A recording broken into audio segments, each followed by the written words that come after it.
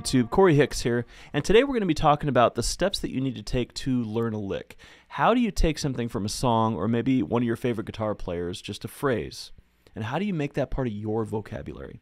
How do you turn that into something that you can use on a day-to-day basis in any solo? So the first thing you're going to do is figure out what is the tonality of this? You know, what key are we in? What scale are we using? The lick we're going to use today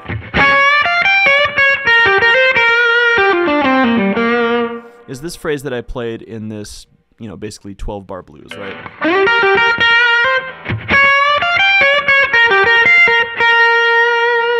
I picked it because it's kind of a cool Robin Ford, B.B. King type of phrase, and it's not your everyday phrase that a normal blues player is going to learn. So the first thing you're going to do is you're going to listen to the phrase and think about the contour of the line. So pick out the basic elements. What do you hear? You know, what chord does it go over? You know, in a B-flat blues, of course, we have B-flat dominant 7th. We have a E-flat dominant 7th, or E-flat 9 in this case, and an F dominant 7th, or F9, okay? And so this particular phrase is played over a 1 chord typically, and that's because the content of this phrase incorporates most of what that scale is for the 1 chord. So the chord scale for a B-flat 7 chord is going to be B-flat mixolydian. So B-flat mixolydian is the 5th mode in the key of E-flat major.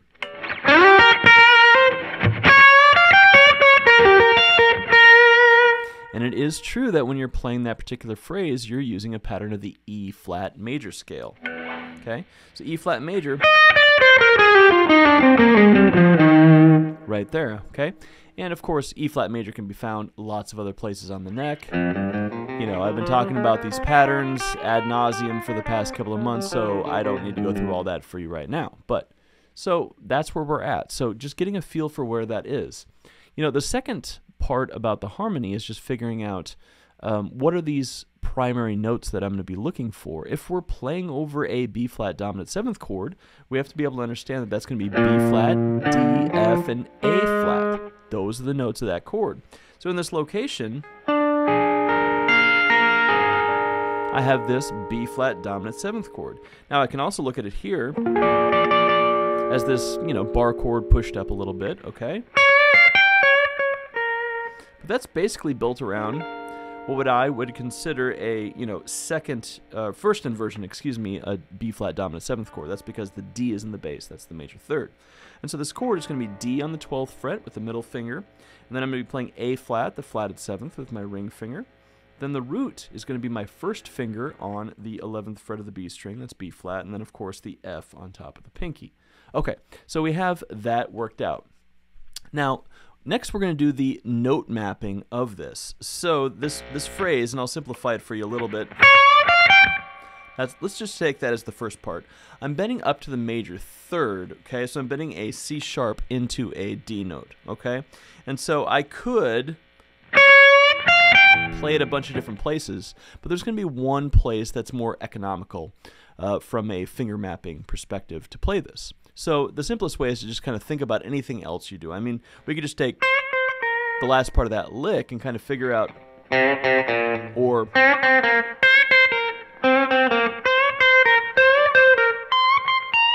I mean, every single one of these places that we play that lick has a different personality. It has a different timbre, different string sets, right? Different you know, thickness of the string, that type of thing is going to bring a different result, okay? And so when we're learning a lick, we also want to understand where that's being played. In this case, I'm going to be using my middle finger on the 14th fret to bend that up to the major third of B-flat. Why?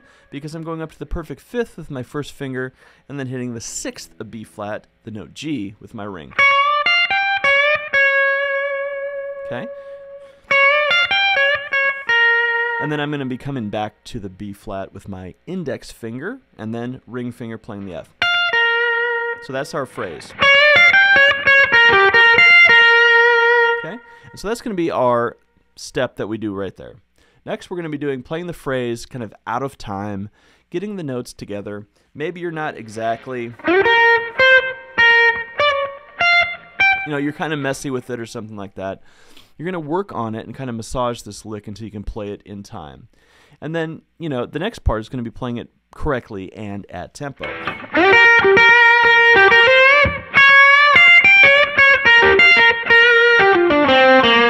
Okay? And so we have the key that we're playing it in, and then we're doing it in time. We know where the notes are coming from. We're able to kind of play it and execute it from memory. Okay? And the next step is going to be basically playing this in time correctly, but we just lack consistency. Maybe sometimes you go for this, or you miss a note or something like that. And so we're building consistency. That's going to be the next step. So moving on from there, we're going to be able to play it perfectly in time with a recording or backing track, right? So a reliable lick that you can play with a backing track, or if you're transcribing a solo with that solo. The next is going to be playing the phrase in multiple keys. So if I think about B flat, right, we're going to go back to that whole cycle 4 thing. So I'm going to find a C and play it over C. Now, did I find the C note and start there? No, this lick doesn't start on the C. It starts on the flatted third being bent into the major third because it's mixolydian. Remember, mixolydian doesn't have a minor third. So I'm thinking C, it's minor third. Okay, this might be a big leap for a lot of you who are thinking, oh, we're in A minor, and doing that type of thing, okay? And so you have to take, this moves on to jazz and so many other improvisational styles you have to take multiple steps to get to the answer. Here we just have a few. Next I want to go to F. So I'm going F, it's minor third, and that's getting bent up to F. We were already in B flat, right? Okay, now I'm going to go to E flat, find its minor third, right? Then we're going to A flat. Right? And then D flat's here. And then F sharp is going to be here. And then we go to B, right? And we go to E, right? So here's E, here's its flatted third. Okay, so it's the basic idea of taking one phrase and moving it all over the neck. You guys have heard me talk about this before. Here's C.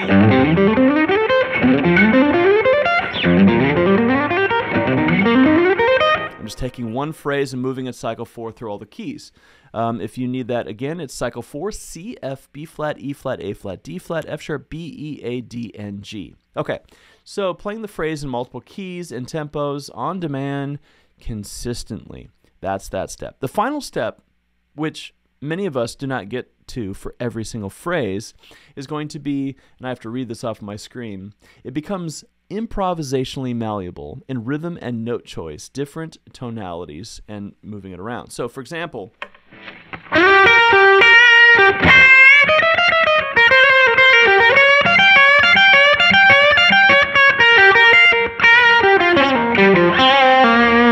that's that lick, but I've changed it in so many different ways to make it that one thing. Maybe I'm in D.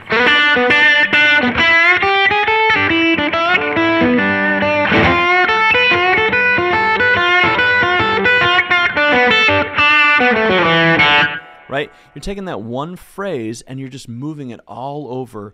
You're putting your spin on it. You're able to improvise it in the moment. You're able to improvise it with rhythm. You're able to improvise it with different notes. That's the final step.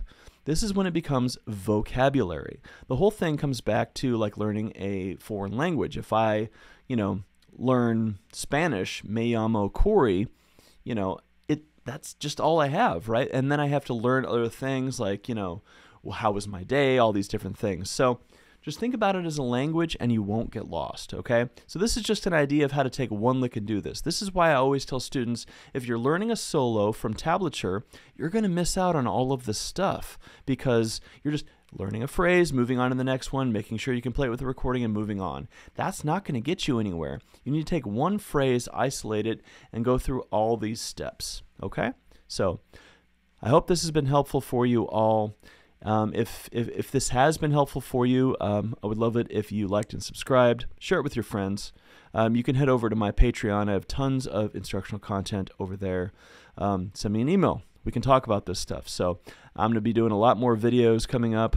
And we're actually going through all the patterns of all the modes of all the keys right now over on my Patreon. So if that is exciting for you and you want all those patterns written out, that's what I'm doing for paying members right now. All right.